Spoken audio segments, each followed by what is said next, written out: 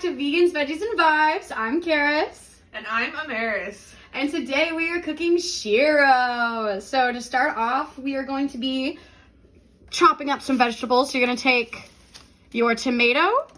We have a whole onion, but it'll be a quarter of an onion in your pack, or depending on your serving size. And then, some cloves of garlic. So we're going to get all of these, and I mean like finely diced, like almost to a mush, like you put it through a food processor cut. So see you in just a second.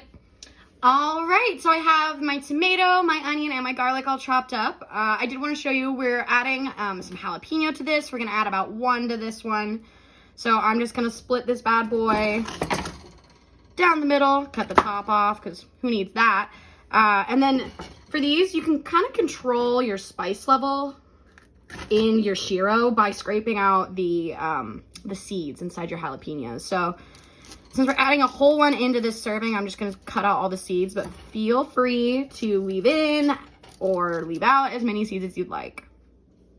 Now that we have everything chopped, we're going to go ahead and add our onion and our garlic into a pan that's pretty well oiled.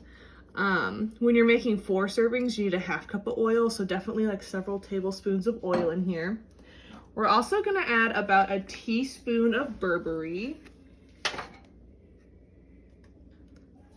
And you'll also want to generously salt this. And then we're just going to leave this on like a medium-low heat, covered. I'd give it a little mix first. And we're going to let that sit and just softly cook until everything looks nice and soft. All right, now that things have cooked down a little bit, you can go ahead and give it a stir intermittently as well, just so the Burberry doesn't stick to the bottom. We'll go ahead and add our tomato in. And we want to turn that up to a medium-high heat, and we're going to let that sit and let all the juices come out of the tomatoes, and we want that to begin to boil. It'll go pretty quick, especially with this small of an amount. So I'll just let that sit for a moment. So Burberry is a spice that's really common to the Eritrea and Ethiopian area of Africa, which for those of you who are bad at geography the same way I am, that is in the northern part of Africa. The Burberry spice that I'm using today is a Burberry that I get from the Blue Nile Cafe in Kansas City.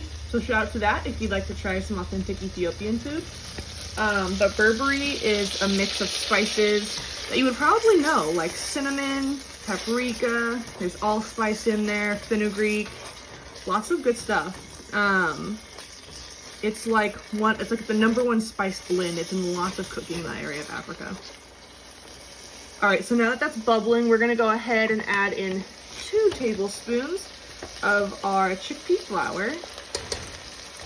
Chickpea flour is literally just ground up chickpeas.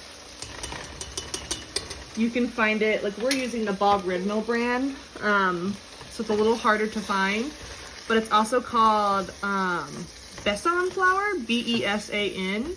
It's more traditionally used in Indian cooking when it has that name, but they are actually the same things. It's all just fine ground chickpea flour. So we're gonna give that a good mix. As you can see, it's kind of a peanut butter texture right now. We're gonna let that cook just a little bit to get that raw flavor of the flour out. You can kind of think about it like you're making a roux right now almost. And then we're gonna start adding in water. And you can add as much or as little water as you want to get the consistency you'd like. And we're just gonna go ahead and mix that in.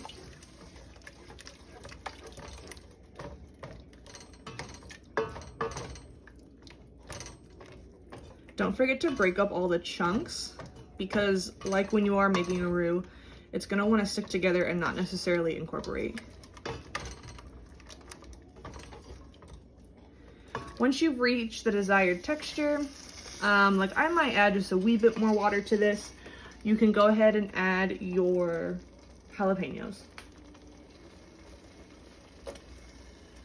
We add the jalapenos at the end instead of sauteing them to give them a nice crunch inside the soup, because everything else is going to be a lot more soft.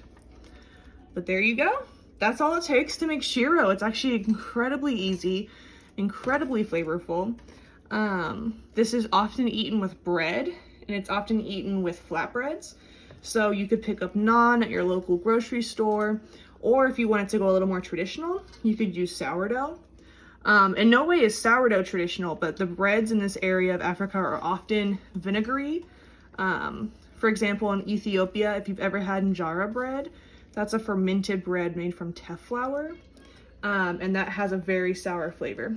So sourdough kind of gives you that sourness that you're looking for and easier to find in our area. Hope you guys enjoy.